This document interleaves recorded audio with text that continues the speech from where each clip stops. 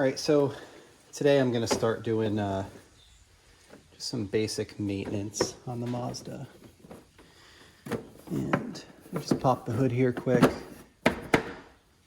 Let's start off by just changing the air filter.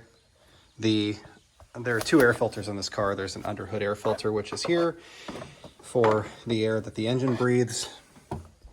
And there is a cabin air filter for the air that we breathe. So, see if I can get that to stay. So, there's a snap on both sides of this. These are both broken on my box.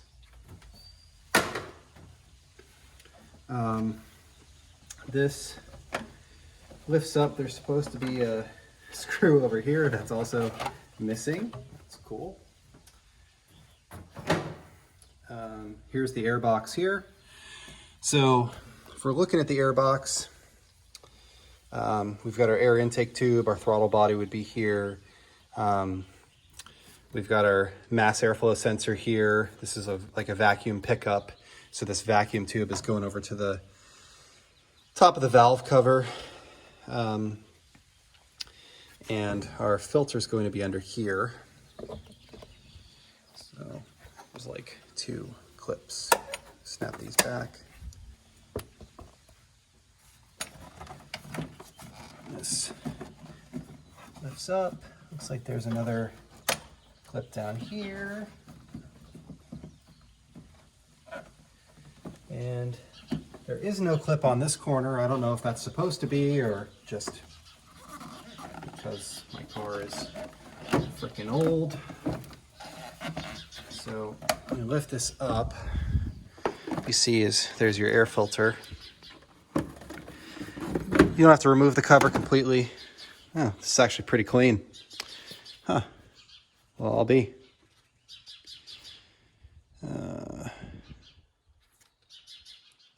Interesting. Well, I got it dirtier with my hands than it was. So I'm going to use a Fram Extra Guard filter. This 9898 should be the one that fits it.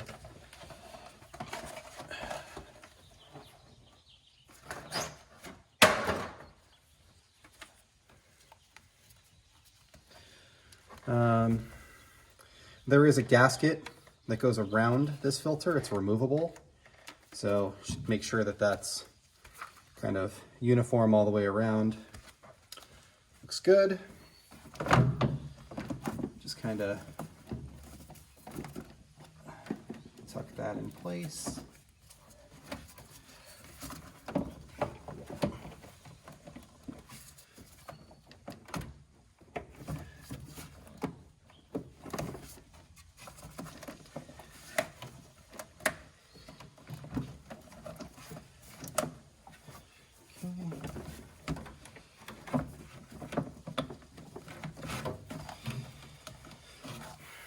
So my filter's in, my gasket's in. You can kind of check it all the way around by looking at both sides of the box. Just make sure that the gasket's sitting there nice. And then put our box lid back on. Snap it in place.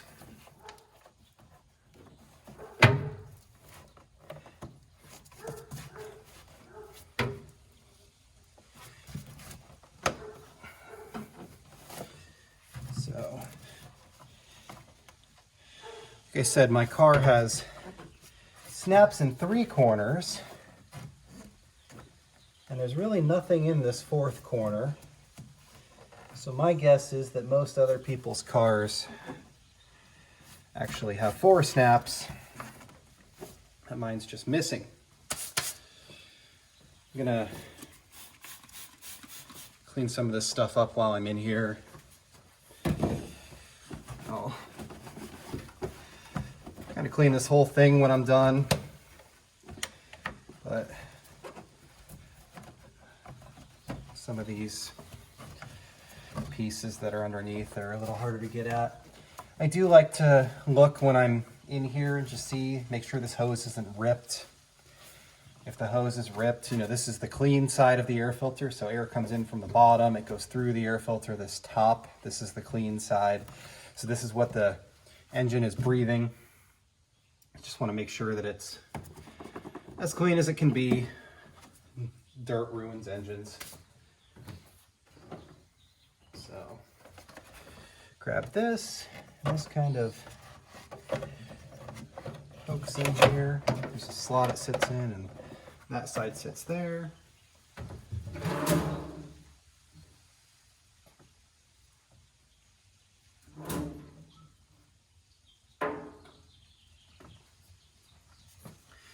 I have a couple of these extra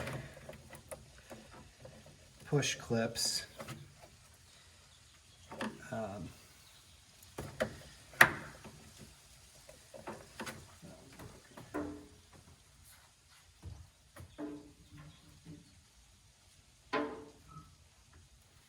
These are actually Toyota clips, so I don't know how long it'll stay on there, but actually holds nice. I don't know what's there from the factory. It's probably another one of these little Phillips clips. Probably one of these guys. These just, you loosen up the screw while holding this washer, and then the washer lifts up. It's just, it kind of self-expands as the screw tightens up. So just push that in there, and it's better than the nothing that it had when it got to me. So then this guy tucks in the back, snaps into place. There's a snap on this side. So there's a snap here that holds it on. It looks like there's supposed to be a snap here because I've got some broken plastic on this side to hold that side down. Oh well. Okay, so we've got our air filter changed. The next thing I'm going to work on is my spark plugs. So they're going to be under here. Lift this guy up.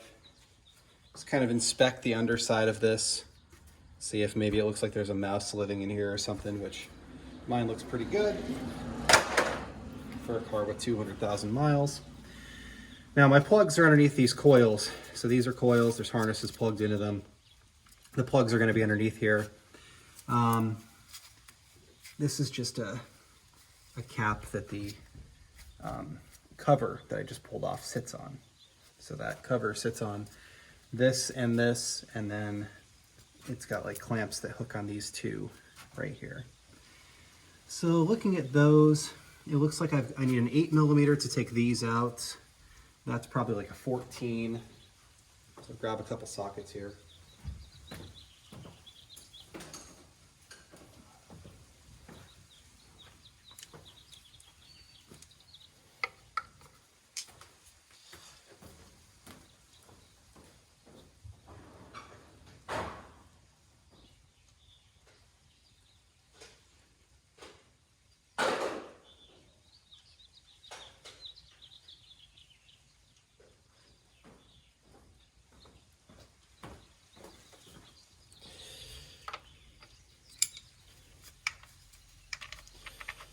So that guy is indeed an 8.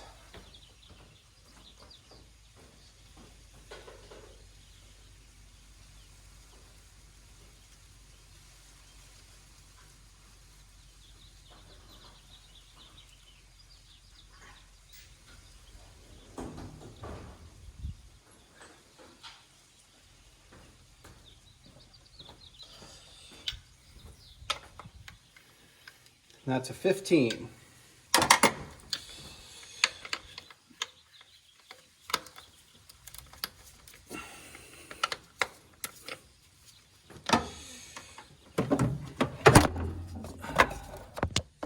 Oops, sorry about that.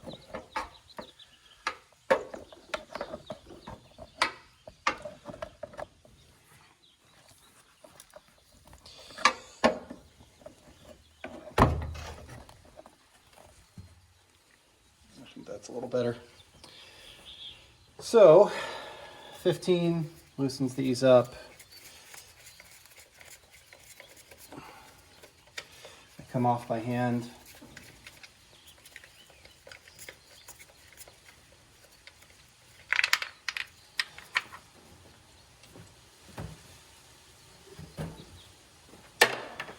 Again, this is one of those things where you can use power tools.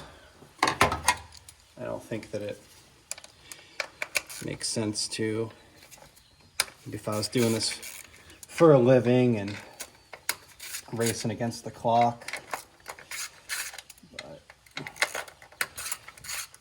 I'm not in a hurry. And truthfully, one accidentally stripped bolt has the power to cost you an entire day, or make it so that you can't even finish your project. So from my perspective, I'd rather lose 10 minutes every time I do one of these, if it's even that much. So we'll just unplug these. The order of these doesn't necessarily matter. I do like to keep them in order, so generally I'll just set them in line here, in the order they go.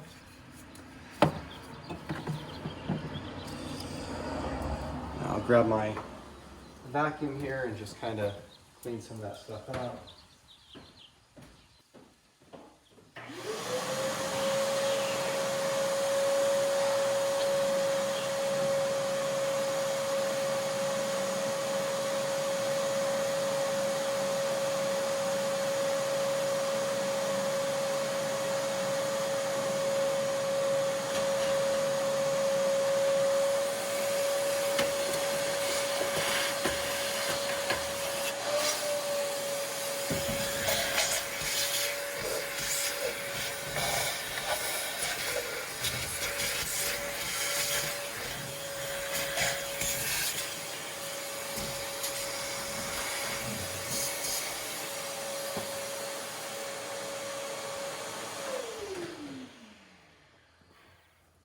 So, vacuuming that out might not be something that you need to do.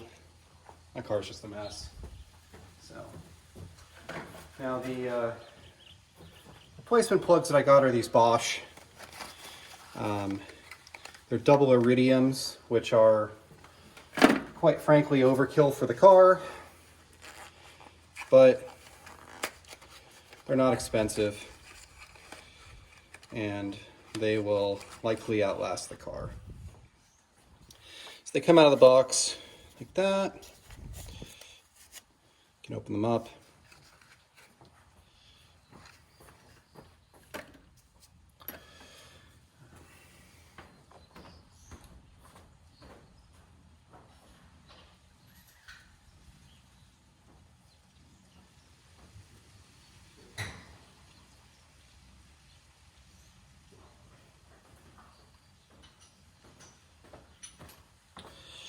Now, the new plugs are 5/8, and I have this, it's really the only tool I think I have from AutoZone. It's a Duralast, but it's got a magnet inside.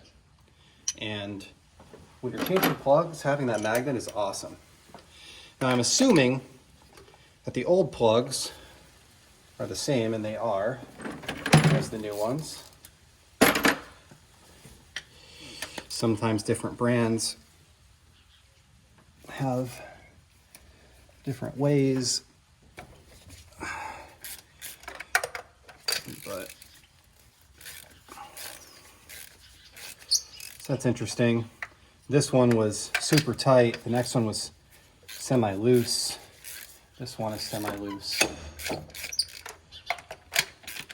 see what we've got here. That one is semi-loose.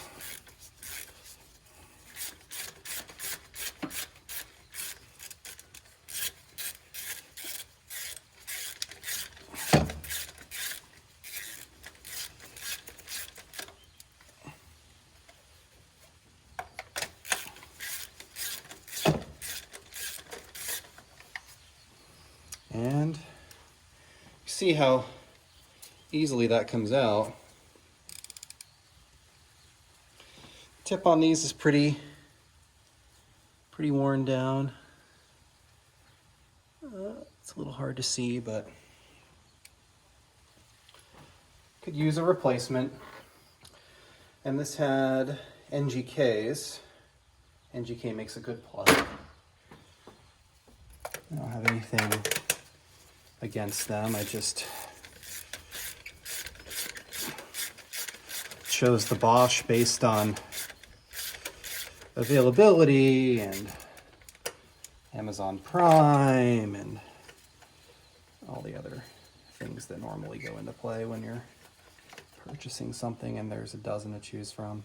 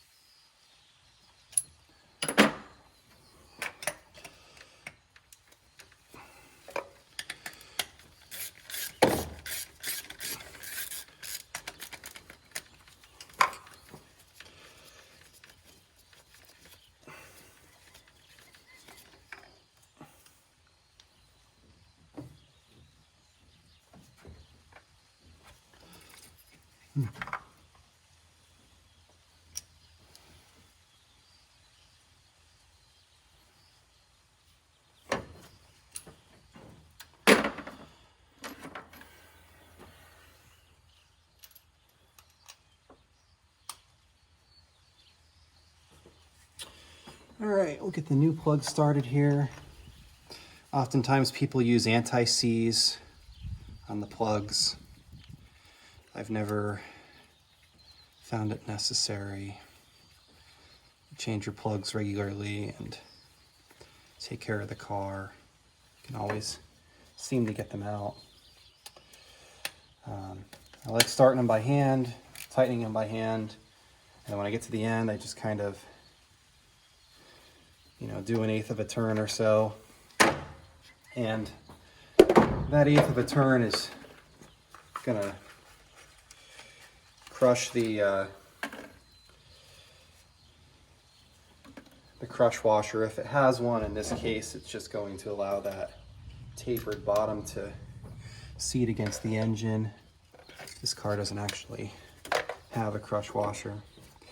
I really don't like starting it with the ratchet handle attached because if you cross thread it, it's too easy to give it too much torque and end up in a situation where, the plugs are much harder than the top of the engine in most cases. So you're not going to screw up a thread on your plug. You're going to screw up a thread on the head, and that's not something that you can just simply fix in most cases.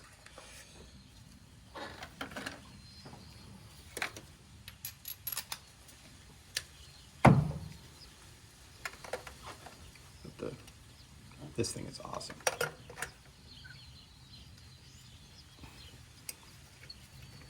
I've purchased them from Amazon before. This one's from AutoZone. I have 3 or 4 different sizes. Most of them came from Amazon. My Mercedes uses the plugs have a star on them. It's like a Torx, but I think it's 10 points or 12 points. So that required a special socket, and that one too is magnetic. My old jet ski had a 14 on it, so I have a magnetic one of those from Snap-on. So, seems a lot of tool brands make them. This Duralast one I'm sure will work just fine for years and years and years.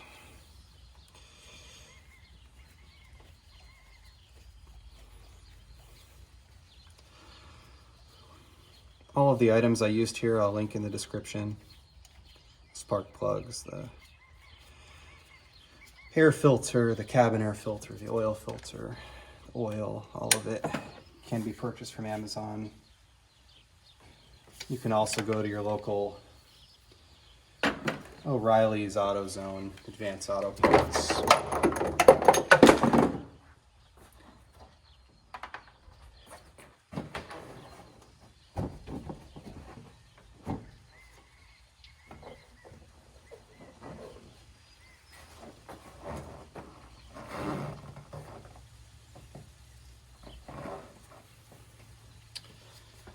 All right, so I'm going to put my coils back on.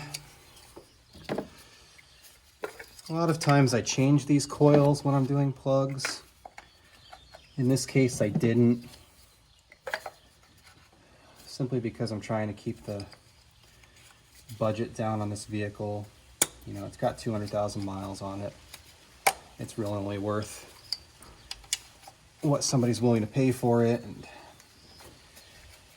you know, I don't need to have $2,000 into the thing.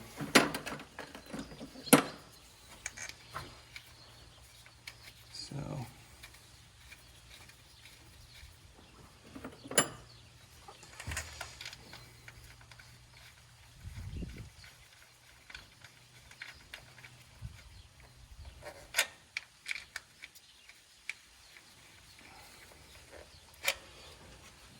if I had any codes for misfires or anything like that, the first thing I changed would be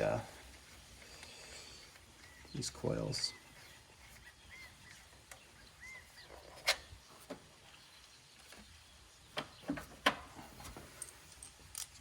Especially if I just, you know, if I had done the plugs 10,000 miles ago or something like that. I mean, these plugs should reasonably last 50,000 miles without issues.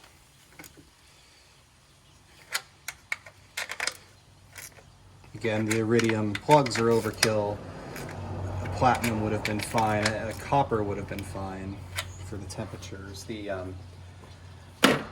iridium is designed to handle higher temperature from boost if you're running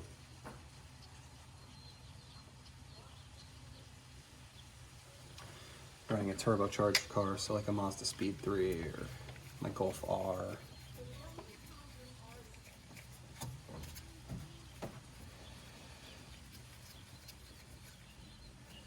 That on there.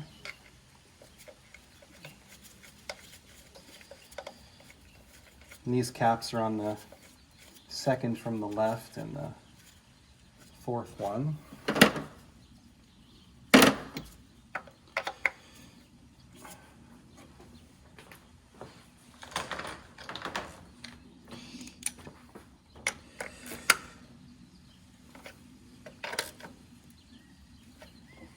So those are nice and tight. This just snaps into place like that.